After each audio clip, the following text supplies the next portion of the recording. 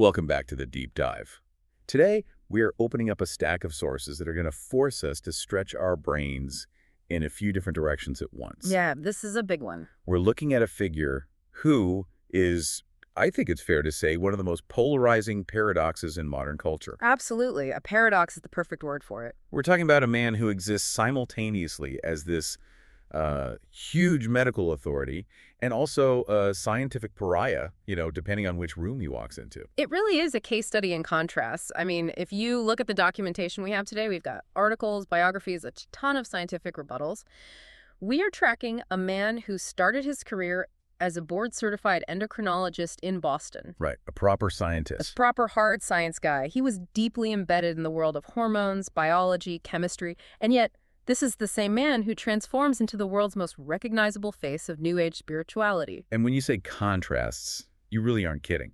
The sources paint this picture of his early days, and it is not the image of a guru sitting in the lotus position that we all know today. Not at all. We're talking about a guy who used to smoke a pack of cigarettes a day, A pack a day. drank coffee by the hour, and was just grinding through the high-stress environment of a major hospital. And then he pivots.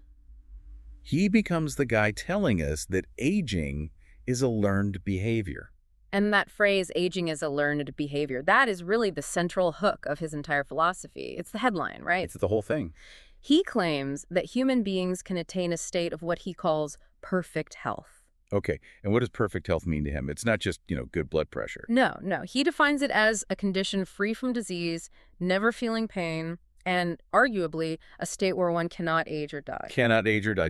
Just let that sit for a second. It's a massive claim. It's the kind of claim that stops you in your tracks. Right. And so today, our mission isn't to just do a biography of a celebrity. We aren't just walking through a timeline of his book releases. Right. We are investigating the collision between ancient Eastern philosophy and modern Western medicine. We want to understand how this one man popularized the term quantum healing, built a multi-million-dollar brand around it. And at the same time became what the sources call a magnet for criticism from the scientific community. Exactly. And just to be clear, we're drawing this information from some really comprehensive documentation of his life, his career, his published works, and the very, very intense public and scientific reception to his ideas. We're primarily looking at the documentation found in his Wikipedia entry, which itself is fascinating. It's like a record of this constant tug-of-war over his legacy. It really is. The whole story feels like it's framed around this tension. On one side, you have subjective experience, consciousness, spirituality, how we feel inside. And on the other, objective reality, the world of mainstream science, of physics, of double-blind studies. And Deepak Chopra sits right on the fault line of that tension. So let's unpack this. We have to start at the beginning to really understand how he got to that fault line. Yeah. Because looking at his background, he didn't start out meditating on a mountaintop. No, far from it. He was born into the establishment. Right. Deepak Chopra was born in New Delhi in 1946. And the timing here is crucial. It's just before the partition of India, while it was still British India. Okay. And his background is actually steeped in very traditional, very high-status structures. His father, Krishan Lal Chopra, was a prominent cardiologist. A cardiologist. So the medical pedigree was there from day one. Absolutely. And his father wasn't just any doctor. He was a lieutenant in the British Army. He served at the front in Burma. And he was even a medical advisor to Lord Mountbatten. The Viceroy of India. The last Viceroy, yes. And later, his father was the head of the Department of Medicine and Cardiology at a major hospital in New Delhi for over 25 years. That is heavy duty. I mean, that's about as establishment as you can get. You're talking about a household that probably valued Western scientific rigor above almost anything else. You'd have to assume so. And Chopra followed right in those footsteps. He graduated from the All India Institute of Medical Sciences in 1969. Top medical school. The top. But there is this one anecdote from his early days that I think provides a little bit of foreshadowing. It's like a small crack in the armor of that Western training. I think I know the one you mean, the rural India story. That's the one. He spent his first months as a doctor working in rural India, and he writes about working in this village where the lights would go out whenever it rained. Wow. It was basic, gritty medicine. And it was there, amidst those conditions, that he started getting interested in something beyond just the mechanics of the body. He became drawn to endocrinology, specifically neuroendocrinology. The study of hormones and the brain? Exactly. because he wanted to find a biological basis for the influence of thoughts and emotions. So even then, sitting in the dark in this village, he's already thinking, how does a thought turn into a chemical? He's looking for the bridge between the mind and the meat, so to speak. Precisely. He was looking for the mechanism. But the path to exploring that wasn't straight at all. He decided to emigrate to the United States in 1970. Okay. And the context of that move is actually really interesting historically. He had to go to Sri Lanka just to take the exam to practice in the U.S. Why Sri Lanka? Because the Indian government at the time had actually banned its doctors from sitting for the exam. They were worried about brain drain. Wow, that's dedication. Yeah. But why was the U.S. so keen on recruiting doctors from overseas at that time? The Vietnam War. Ah, of course. That makes sense. The U.S. military needed its own doctors, so they were recruiting heavily from overseas to fill the gaps in civilian hospitals. So Chopra arrives, and he dives straight into the American medical machine. Head first. He did a clinical internship in New Jersey, then residencies at the Leahy Clinic, the VA Medical Center, Beth Israel Deaconess in Boston. I mean, these are big names. He's teaching at Tufts, Boston University, Harvard. This isn't a guy on the fringes. Not at all. He climbs the ladder very quickly. He eventually became chief of staff at the New England Memorial Hospital. Chief of staff. Correct. By 1980, he is the chief of staff. He has a thriving private practice in endocrinology. He is, by all accounts, a highly successful, completely mainstream Western doctor. He's achieved the dream. He's reached the pinnacle of what his father, the cardiologist, likely wanted for him. Absolutely. But, and there is always a but in these stories, he wasn't exactly the picture of perfect health himself, was he? No, not even close. And this is the pivot point. We're looking at the years between 1981 and 1985. Despite all his success, or maybe because of the stress of it, Chopra was living a really unhealthy lifestyle. The sources mention he was drinking black coffee by the hour. Constantly. And smoking at least a pack of cigarettes a day just to manage his stress. It's the classic doctor who doesn't take his own advice scenario.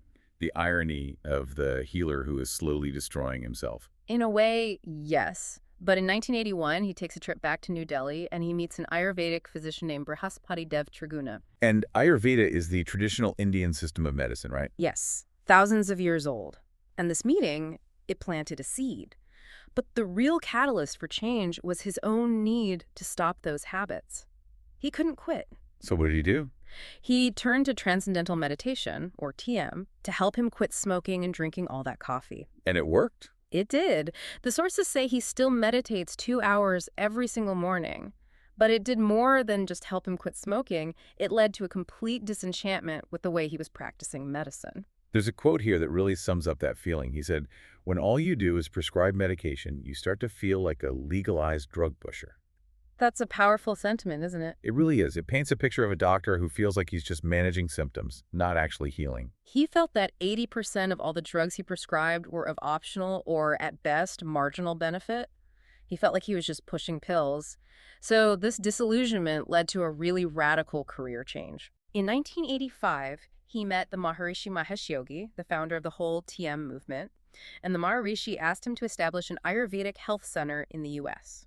So he just quits the hospital. Yeah. He resigns as chief of staff. He resigns. He walks away from that entire career path. He leaves the establishment to found the Maharishi Ayurveda Health Center. Wow. He becomes the founding president of the American Association of Ayurvedic Medicine. He effectively traded his scrubs for saffron, metaphorically speaking. And this is where we really start to see the development of the philosophy that made him famous. Yeah. He's moving away from treating specific ailments and towards this grand concept of perfect health. Yes, and we really need to define that because for Chopra, perfect health isn't just, having good cholesterol or a normal EKG. Right. If I go to my doctor and get a clean bill of health, that's good. But Chopra is talking about something on a whole other level. A completely different level. He defines it as a condition free from disease, free from pain, and, as we mentioned in the intro, a state where you cannot age or die. I still get stuck on that. Cannot age or die.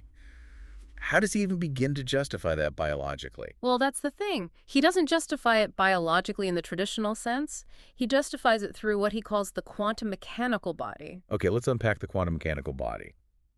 It sounds like something out of a superhero origin story. It kind of does. His view is that the human body isn't actually solid matter. What is it then? He says it's energy and information. The idea is that your physical body, the one you can touch, is just a manifestation of this deeper underlying quantum body, Okay, so there's a body under my body. essentially. And because that quantum body is just energy and information, he argues it's totally fluid, changeable. Which means, to him, human aging is also fluid and changeable. What does that mean, fluid? It means it can speed up, it can slow down, it can stop entirely. And even reverse itself. And even reverse itself, yes. And he says it's determined entirely by your state of mind. So if I just think the right thoughts, I can literally stop aging in my tracks. That is the core implication. He argues that our thoughts and our feelings give rise to all of our cellular processes. This is the central idea of quantum healing. Right. This is the title of his big 1989 book. Exactly. Quantum healing.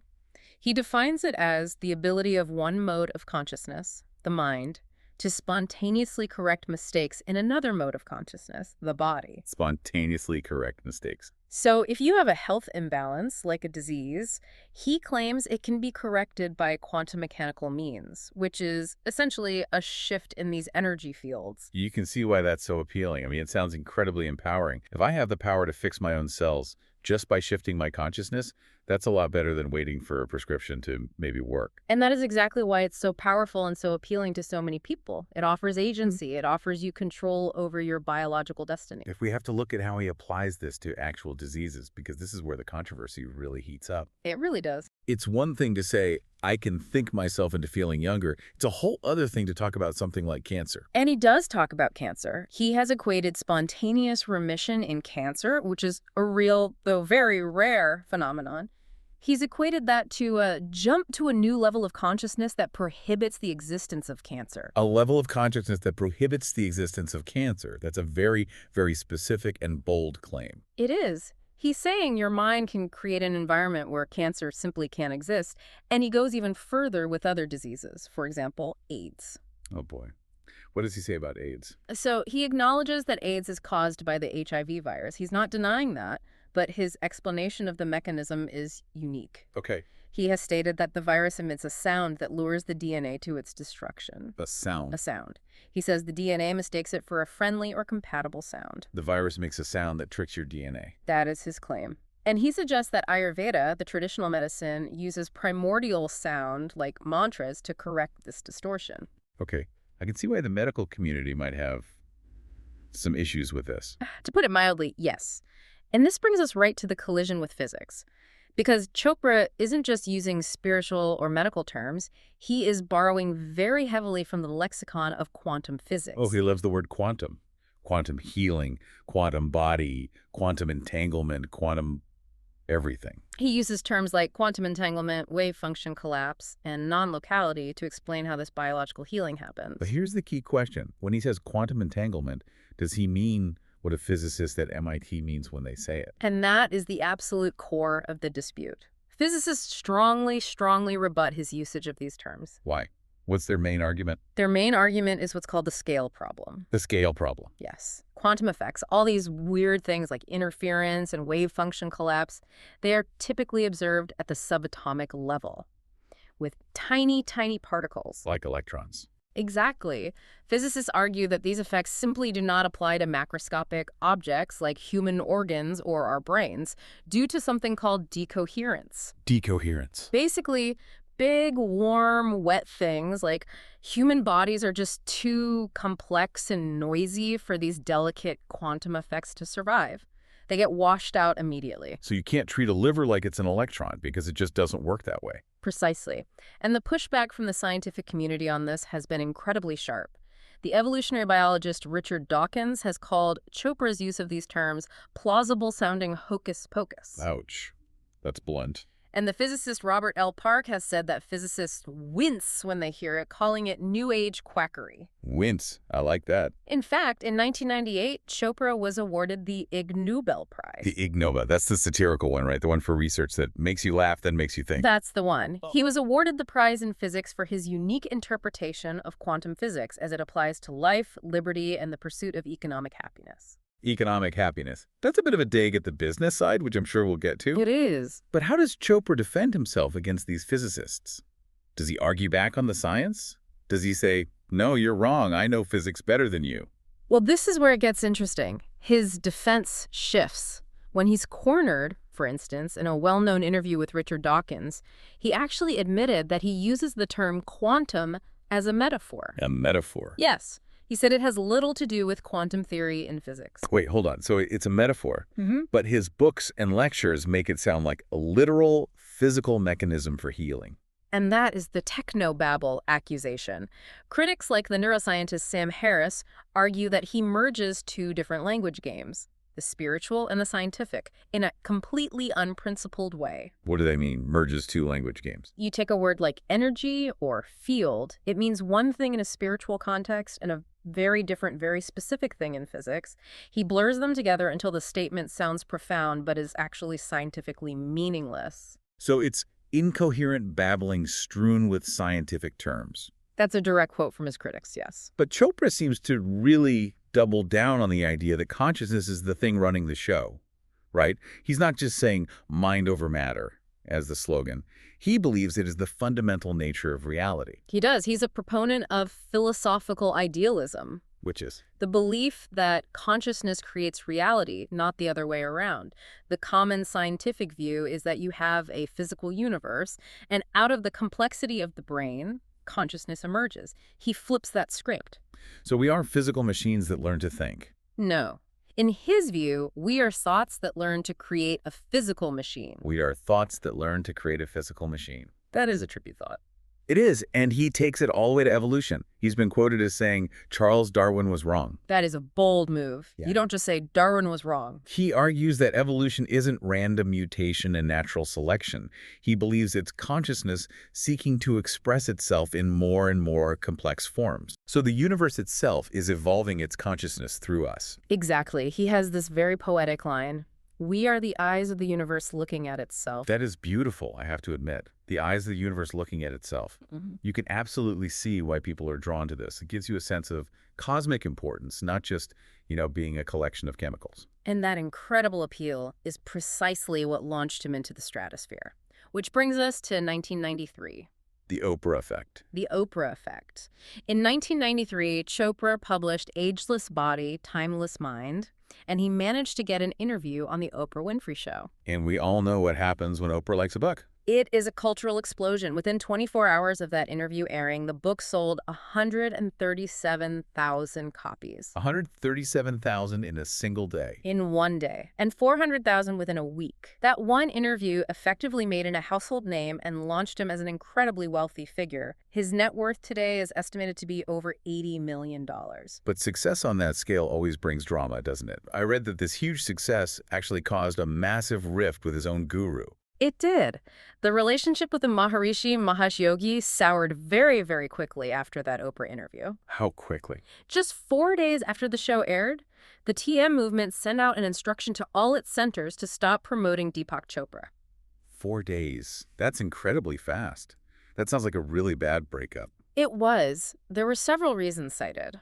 One was rivalry. The Maharishi reportedly felt that Chopra was now competing for the guru status. He was becoming more famous than the founder. Potentially. There were also financial disputes, and Chopra himself later said he became uncomfortable with what he described as a cultish atmosphere that was developing around the Maharishi. And he lost that cool title he had, right? Something about heaven and earth. Yes, the title Dhanvantari of Heaven and Earth, which the Maharishi had given him, was stripped away and given to someone else, a neuroscientist within the movement named Tony Nader.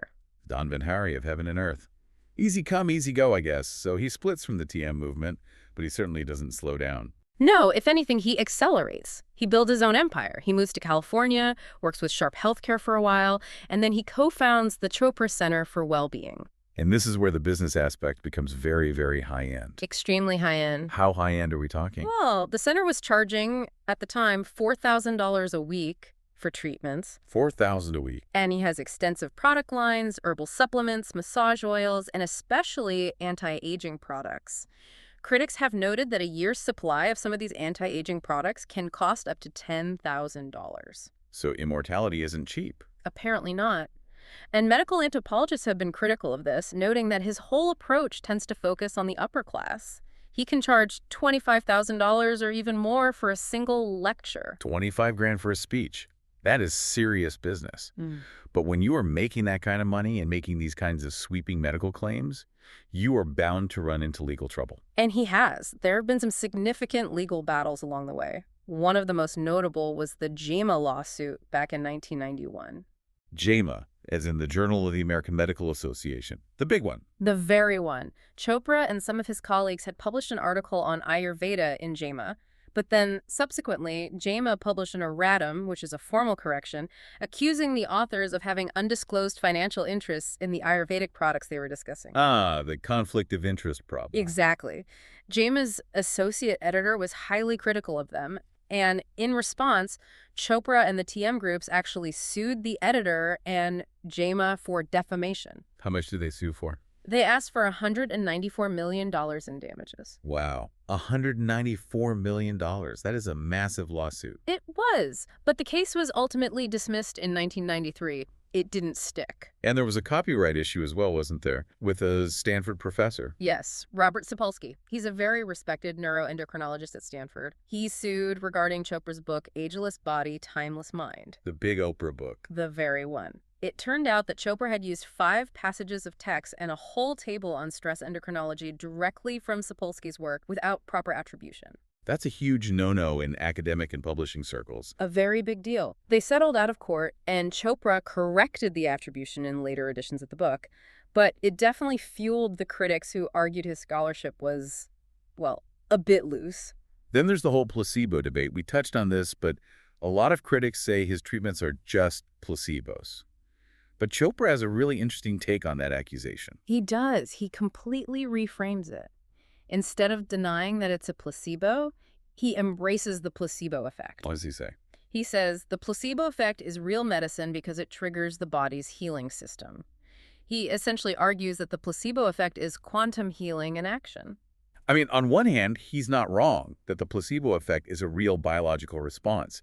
Your brain can release endorphins. It can change your perception of pain. If you feel better, you feel better. True, but is there a danger there? That's the counter-argument, right?